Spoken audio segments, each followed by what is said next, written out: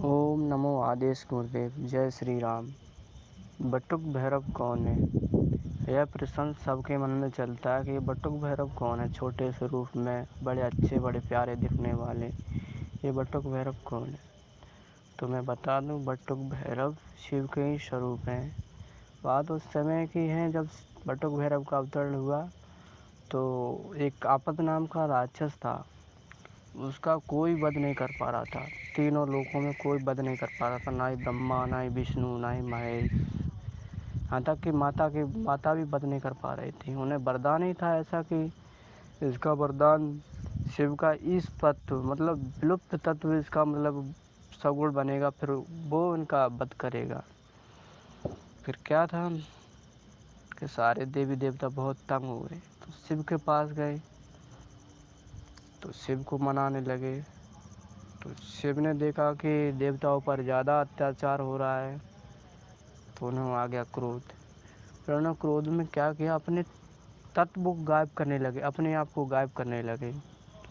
जब गायब करने लगे तो शिव को गायब होते हुए सभी देवता भयभीत हुए। जब देवता भयभीत हुए तो वो तो देवता क्या, विष्णु भी भयभीत हुए, ब्रह्मा जी भयभीत हुए, शिव कर क्या रहे हैं।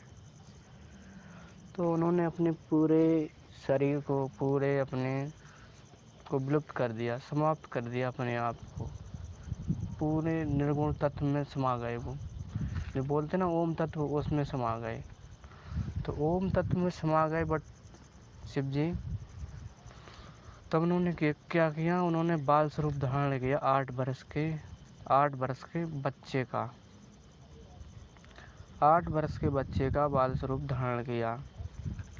जब धारण किया तो इधर देखते हैं तो माता काली भी आ रही हैं, क्रोधित होते हुए। उस समय राक्षस इतने बढ़ गए थे कि माता को भी युद्ध में उतरना पड़ा था। तो देखते हैं माता काली भी नहीं रुक रही है किसी से भी, वो भी अपना खप्पर आगे लेके आ रही हैं। साथ में योगिनियाँ भैरव चल रहे हैं, तो उन्हें रोक पाना बड़ा मुश्किल हो रहा था। तो क्या किया, इन्होंने अवतार धारण किया ये बटुक भैरव वाला। तो ये ज़ोर ज़ोर से रोने लगे, बहुत ज़ोर ज़ोर से रोने लगे।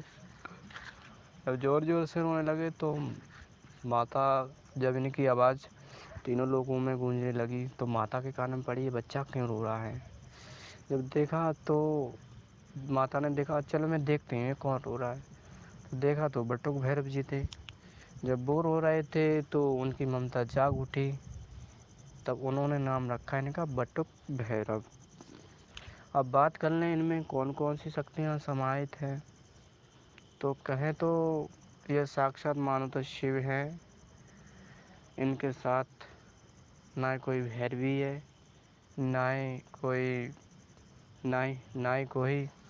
ही कोई इनकी शक्ति है। शक्ति का मतलब इनके अंग संग विराजने वाली पत्नी। इनके साथ सिर्फ महाभैरवी है जो उनकी सेवा में हमेशा रहते हैं। महाभैरवी के हमेशा ये सेवा में रहते हैं और उनका सदा ही ध्यान करते हैं ये। और माँ भैरवी मतलब दुर्गा माता जो आदि शक्ति हैं, उनकी सेवा में